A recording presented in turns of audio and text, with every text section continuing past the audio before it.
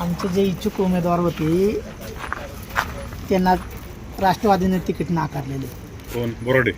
सुनीताताई असतील, कमलताई असतील, नीलमताई असतील, तिकीट राष्ट्रवादीने नाकारलेले. त्याच्यामुळे आम्ही आज हजारो कार्यकर्त्यांसाठी या ठिकाणी आलेलो आहे. आम्ही शिवसेनेत प्रवेश घ्यायला. शिवसेनेत प्रवेश घ्यायला. किती दिवस शिवसेनेत थांबणार? दादा आहे तोपर्यंत आम्ही दादांच्या पाठीमागे थांबणार. आम्ही तुमच्या वडिलांनी पण असाच शिवसेनेत प्रवेश केला होता.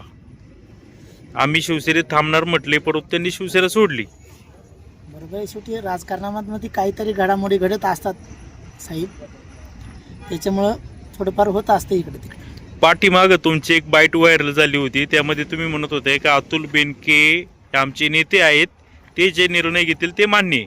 हे मान्य होतं दादा, पण तो जे आम्हाला अपेक्षित होतं, अपेक्षित उमेदवारांना त्या ठिकाणी तिकीट नाकारलं गेलं ही वस्तुस्थिती आहे. त्याच्यामुळं आम्ही आज या ठिकाणी आलेलो आहे. आमचे बरेचसे कार्यकर्ते या ठिकाणी आलेले आहेत आणि आम्हाला या ठिकाणी प्रवेश शिवसेनेमध्ये जाहीर प्रवेश होणार आहे. आज हजारो कार्यकर्ते उद्यासुद्धा तुम्हाला या ठिकाणी बघायला मिळणार आहे. बरेचसे नाराजी का?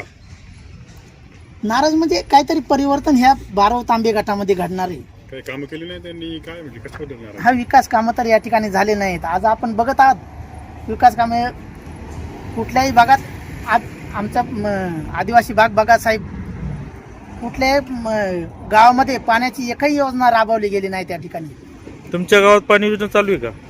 जलजीवन योजना अद्याप म्हणजे त्याचे तर 12 वाजलेले आहेत. आमच्या खडकुंबे गावामध्ये चालू आहे, परंतु बाकी ठिकाणी योजना ही चालू नाही. तुमच्या गावामध्ये प्यायला पाणी मिळतं का योजनेचं?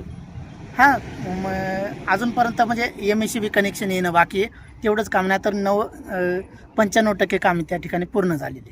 किती वर्ष झाली याला? 1 वर्ष झालेले. अच्छा, मग काय देवराम लांडेंकडून काय अपेक्षा होत्या?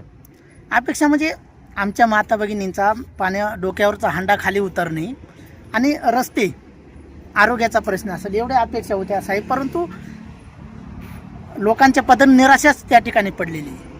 अतुल बेनकेंवर नाराजी का?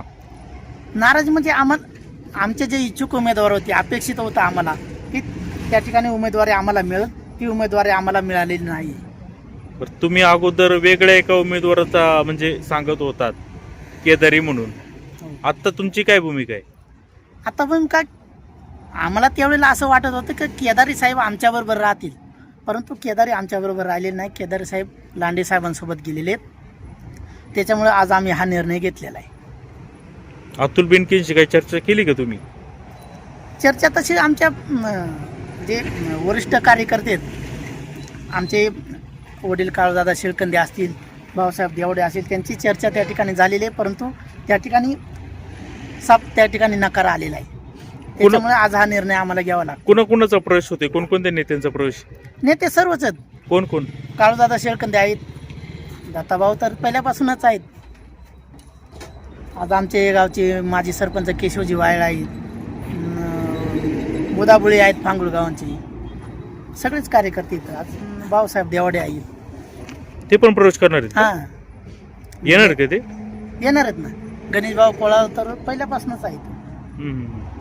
असे बरेचसे कार्यकर्ते आहेत. काय देवराम लांडे यांच्या सुनबाई आणि सुनीताताई लढत झाल्यावर कोणाला किती मतं मिळतील काय सांगाल? आता तसं म्हणजे सांगू शकत नाही, परंतु किती 60% मिळतील सुनीता बोराडेंना, 70% मिळतील असं सांगा ना. नाही, सुनीताताईंना 60% मतदान 12 तांबे गटामध्ये हे निश्चित आहे. आज हे 12 तांबे गटामधली जी जनता आहे ती परिवर्तन बघते, कारण त्या ठिकाणी विकास नावाचा शब्दच या ठिकाणी हरवून गेलेला आहे. सर, विकास पाहिजेल आहे, कारण रस्त्याचा प्रश्न, पाण्याचा प्रश्न, आरोग्याचा प्रश्न, हे प्रश्न आजपर्यंत सुटलेले नाहीत. त्याच्यामुळे परिवर्तन हे अटळ आहे. अतुल बेनके आमदार म्हणून चांगले की शरद सोनवणे? तसं पाहिलं तर कसं आहे साहेब, कोणावरती टीका करण्या इतकं मी मोठा नाही. चांगलं कोण आहे ते सांगा ना. ज्यावेळेला अतुल दादा सत्तेत होते त्यांनी पण त्या ठिकाणी काम केलेले तालुक्यासाठी. आज शरददादाचं काम सुद्धा त्यापेक्षा चांगले. अतुल बेनकेंपेक्षा शरददादांचं काम चांगलं आहे. आजही चांगलेच आहे.